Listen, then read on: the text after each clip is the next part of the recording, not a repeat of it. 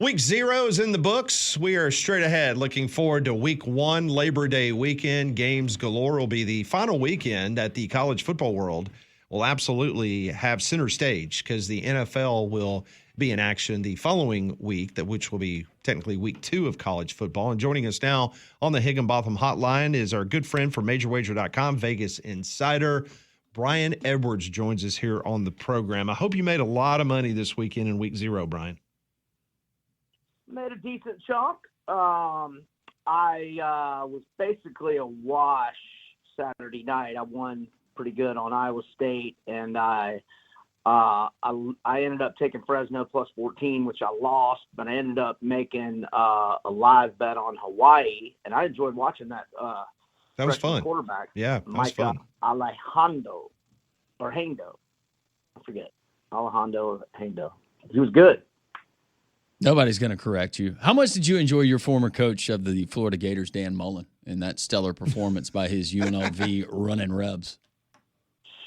So whenever the line became available for me, which I don't think was until Friday afternoon, because I think I told y'all that, I lean UNLV, and it was like 26.5, 27, like midweek. It was 30.5 whenever I saw it, so I didn't bet it. But what I did like is I like to see that, although it's not Todd Grantham, in fact, it's Zach Arnett, Leach's former DC that was briefly the head coach at Mississippi State as his DC. But I like seeing that. I think overs are going to be a thing with UNLV. And so Monday morning, I jumped on UNLV at Sam Houston. And by the way, their game last week with Western Kentucky in week 0 went over 61.5 as they lost 41-24 for 65 combined. So I jumped on it at 60.5. And this is a Friday night game, by the way, but short week, but it doesn't matter because they both played Saturday. Well, UNLV does have to travel, but anyhow, it's up to 60, and that's why I took it because I figured it would go higher, and it did. But I like, 63 is a key number on a total, being a multiple of 7. As long as it's 63 or fewer on Friday night, I like UNLV and Sam Houston to go over.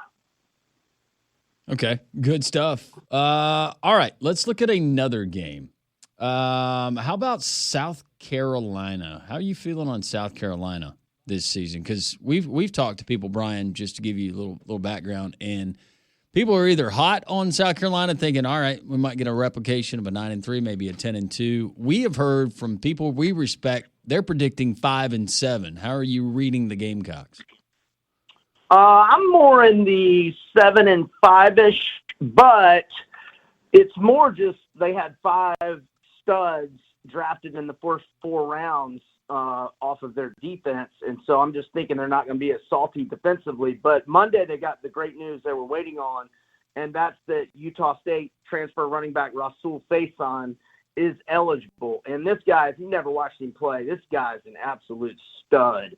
I saw him. I had a live bet on an Iowa-Utah State game that was the opener a couple of years ago, and that was his debut at Utah State from JUCO. And I had an Iowa Live or halftime bet that I was rooting for, and this guy was driving me nuts because he kept making big runs, and I ended up winning it, but he scared the heck out of me and made a big impression on me. So they've got a guy who's not going to be that much of a drop-off from Rocket Sanders. So anyway, that was good news for them. I'm more in the 7-5 camp, but I'm way down on Virginia Tech, and look, if you have a money line parlay or a teaser working this weekend, which I really don't, but if you do, I think South Carolina should be your last leg of it. They're 7.5 or 8 right now, and basically you'd be getting them, 1.5 or 2 or whatever number you get. But anyhow, I'm going to buy the half, or I've already bought the half point from 7.5 to 7. Now I got to have it at 7, and if your number's 8 and it's like minus 140 to buy it to 7, pass on that. But if you can get 7 at minus 125 price, I like South Carolina. But I'm not in the bullish camp for them this year. I just think Virginia Tech's not going to be very good. All right, let's talk about Indiana. And, of course, their head coach made news over the offseason because he took shots at the SEC in their scheduling. And in his scheduling wisdom, they play Old Dominion to start out the season. I'm looking at the first half line, which is Indiana, which is right under 2 touchdowns at minus 13.5 versus Old Dominion. Do you like that there? Is that too rich? So I like a minus 13.5 in the first half. A lot of people expect regression from Indiana. I'm not one of them, and the schedule is cake once again. And I've also bet them over 8.5 wins at a little bit of plus money. They have a bunch of studs back, and Fernando Mendoza might be as good as Curtis Rourke. He might be better. They got their 2 stud receivers back, Elijah Surratt, 957 receiving yards, 8 touchdowns last year. He's on most preseason All-American teams. They've got like 4 guys that are. Aiden Fisher, their middle linebacker, D'Angelo Pons, one of the best cover corners in the country. And excuse me. And they also got a stud Notre Dame transfer O-lineman in Pat Coogan. And they're going to be really good again.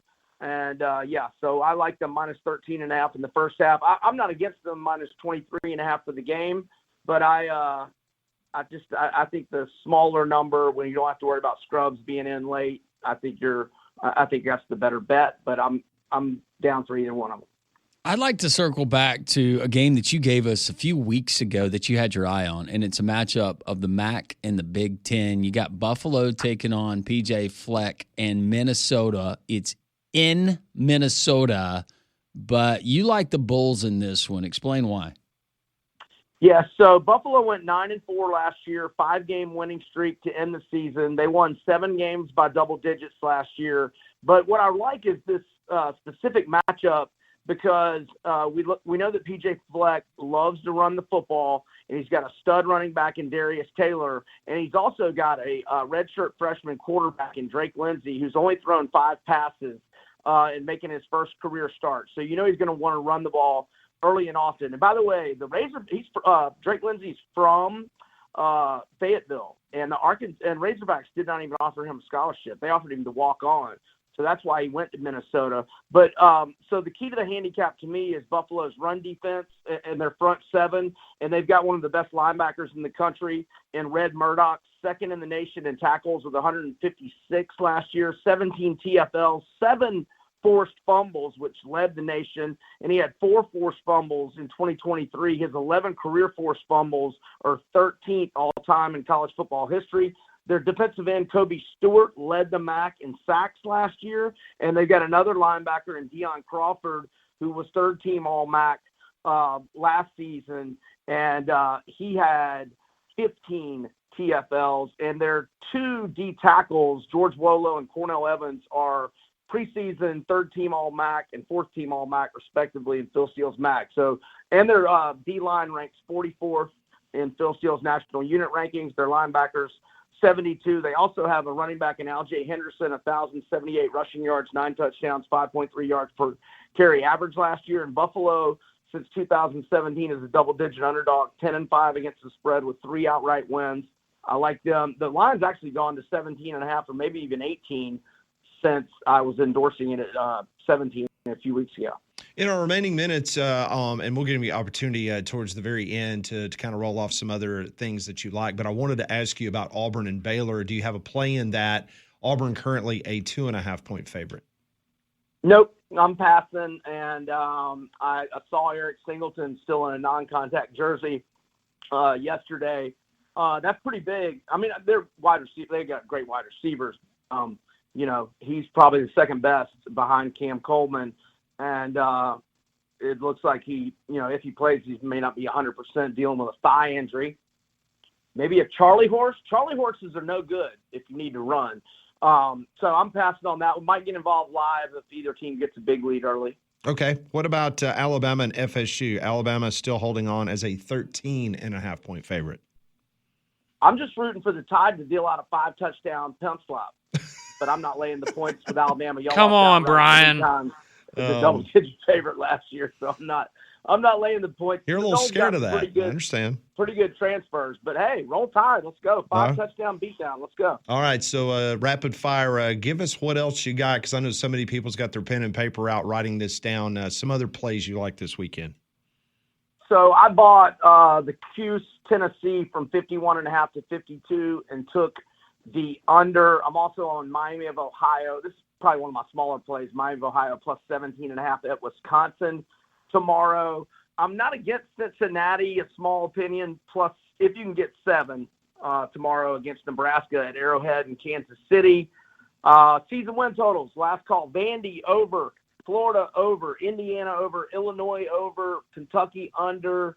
So you like Illinois over? Did you just say Illinois over? You like that one? Yeah. Well, I got it 7.5 minus 135 early in the summer. Now it's 8.5 at most books plus money, but I do think they win 9, but not a big risk on that one. And Buffalo plus 550 to win the MAC, Clemson plus 120 to win the ACC. Commanders over 9.5. We can talk about that next week. The Lions plus 155 win the NFC North. Haynes King 90 to 1 to win the Heisman. Small change. Wait, time out. I've known you a long time.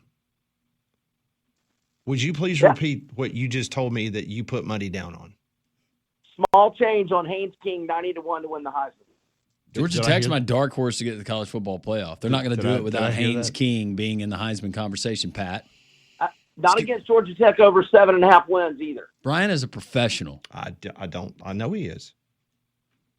I'm saying small risk, I mean, a 90 to 1 bet, you just go into it knowing you're going to lose. But if it has life in November and you got a Georgia game coming up looming where you could be a showcase game, and he absolutely shredded the Dogs between the hedges last year. Had no business losing that game. Okay, I stand corrected. This is the guy who almost hit big on the Commanders last year, Pat. Listen. Brian, I did hit big, but I almost hit him big to win the Super Bowl. This is how Brian feeds his family. This isn't a weekend warrior. Oh, I think I'll fire in on the game. He's a pro. I know he is. Hey, Brian, enjoy week 1. Enjoy the Labor Day weekend, and we'll talk to you next week. Thanks, Brian. Thanks, guys. Y'all have a good one. See ya. Haynes King for Heisman. Yes. I see the bumper sticker in downtown Atlanta as we speak. In Haynes, we trust.